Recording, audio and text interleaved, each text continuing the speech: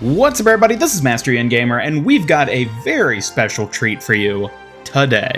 As some of you may recall, about a year ago, Blizzard ran a collaboration event with Red Tokyo Tower, a digital amusement park of sorts located in Tokyo, Japan, beneath the Tokyo Tower. As part of this event, there was exclusive Overwatch merchandise, featuring original artwork and designs of every single character, with several of them getting multiple different designs and a ton of really cool merchandise. And while this merchandise at this point, a year later, is basically impossible to find online, I did just so happen to acquire a good sampling of products here, which I will now be sharing with you all today. So, on that note, I hope you're all ready to join me for a little bit of a unboxing from Japan.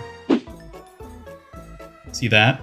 That's pretty neat. Alrighty folks, so fun fact, I actually got this box all the way back in May. Yes, that is right. The event happened a year ago, back in October, November of 2024, and I actually got this package with all the goodies back in about May. But in typical Master Ian Gamer fashion, I didn't touch it or open it or even really think about it much until yesterday. So we're gonna go ahead and pop this baby open.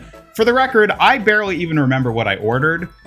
Knowing me, I have a vague idea of what I probably ordered, so we're gonna find out together. This is as exciting and surprising for me as it is for you all watching at home. And oh boy, I hope I don't destroy anything by trying to cut into this box here. Okay, I think we're about in a position where we can go ahead and, let's just go ahead and delete that from my reality because it was getting in the way. And now, let's actually have a look inside. Oh, look at that, folks. We've got goodies. All right, so they're all in like a, what the heck? Out with you, I say. Well, there we go. Unboxing finished. Thank you all so much for watching. Be sure to leave a like if you enjoyed this video. And all right, so we got a thingy. Ooh, that looks like a form that might have very important information on it. I'm gonna discreetly have a little. But now, let's go ahead and get to the actual goodies. Yeah. Oh my god, what is it with the Japanese and plastic? They love packaging thing and oodles upon oodles of layers, should we say. We're gonna put that aside because I do remember what that is now, and we'll have a little look at it. But I think there's some other more interesting little goodies to unpack. Woo! It's all coming back to me. Oh, what do we have here? What do we have here? All right, arbitrarily, or not so much, I have decided to start with this. There we go. The unique, totally not an actually in-game skin, unfortunately, acrylic stand of Kiriko. And it is sealed in a thing that has to be cut. 1 second. Oh, there she is in her acrylic glory. How tall is this? If I recall, I think I went with the largest size possible. That sounds like me. Let me just go for the old... I'm gonna scratch this. Click. And just like that, you're a weeb. Yes, so there we go. The big acrylic stand of Kiriko in her Red Tokyo Tower outfit. It is not double-sided. That side is just white, and this is making a... I don't know if you can hear that. That is a horrific squeaking sound. I'm not going to do that anymore. Get a little look-see there at our precious fox. Got the all-important tummy, legs, shoes. My, that is a good-looking acrylic stand right there. And next up then, we've got another acrylic stand. All right, super carefully unboxing this one because this is quite a delicate piece right here. Probably not any more delicate than the other one I just recklessly opened. And go for the old click. This was the other exclusive rendition, artwork, so to say, of Kiriko, as we can see here. They actually had a giant, like, life-size cardboard cutout of Kiriko in this pose. Maybe both poses, actually, at the event itself. And I don't know what happened to those after the event ended. Again, it's been like a year at this point. They could either be in a dumpster, in which case there's still a chance, or B, some other lucky sap ended up taking those home and doing, well, their own unholy things with them. So we got both of them, both styles of acrylic stand right here for Kiriko. And next up, we got a badge. Yay! That same artwork piece of her. This one I'm not quite as worried about because it is a big metal badge. Oh, it's so amazing.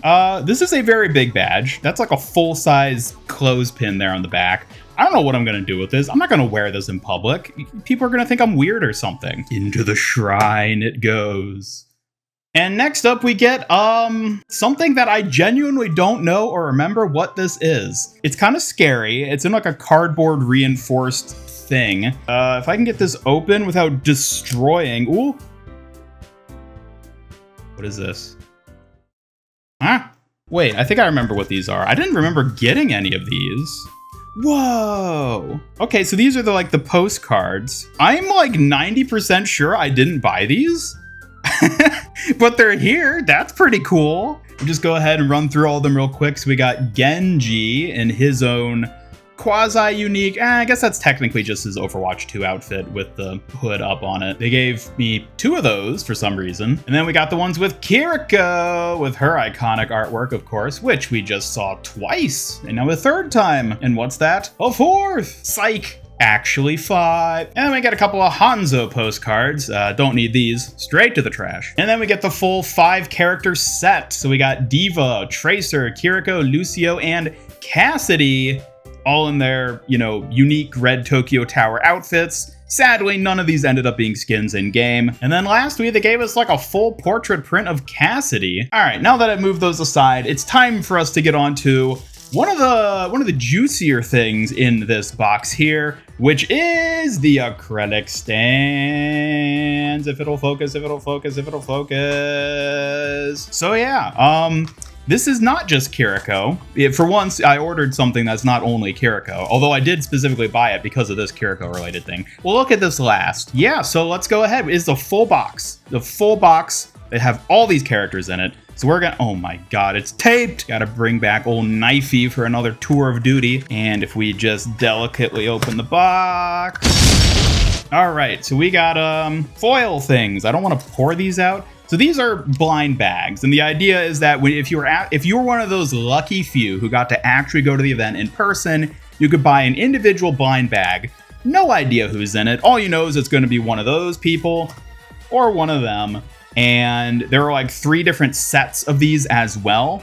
And so by buying the full box, I got all of them. Well, at least, all of these. Unfortunately, there are some characters I would have liked to get, like Juno and Wrecking Ball, who just weren't in here. But yeah, so we're gonna go ahead and I guess open these up because, why not? I mean, I got them. What am I gonna sell them blindly on eBay? Hell no. You can sell them for way more once you know who's actually inside. All right, baggie number 1 is open, and the lucky draw is da-na-na-na Echo. Thought it was just the Overwatch logo. It's Echo. Take a look at her. Get her little base stand. Oh, that heinous noise is back. And there we go. We got ourselves our little Echo stand. Now for the rest.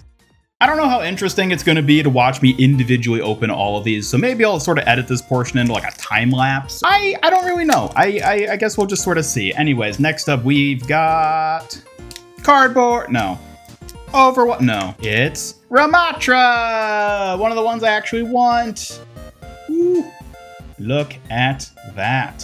Number 3, it's Reinhardt. Okay, I think all this stuff in the background is like actually starting to mess with the camera focus. Let me reorder. All right, and there he is on his stand. And I think we're just gonna sort of speed run this part. I mean, there's like 12 of these I have to get through, and I'm only a quarter of the way. Mei, Mauga, Baptiste, Hanzo, Torbjorn. Ironically, Torbjorn, I think, is actually physically the largest out of all of these. He also doesn't quite want to fit into his stand. Zenyatta, Zarya, Genji, and second to last, I thought she was going to be last, and it was going to be so poetic.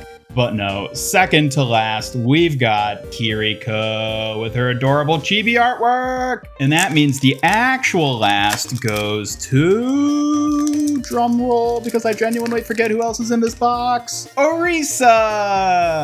Woo, alrighty, this really turned out to be the motley crew. Seeing 12 of them all together here like this, dang, that's a lot. I hope I got shelf space. But we are not quite done yet, because when you ordered an entire box of these things, not just buying them individually, you had to purchase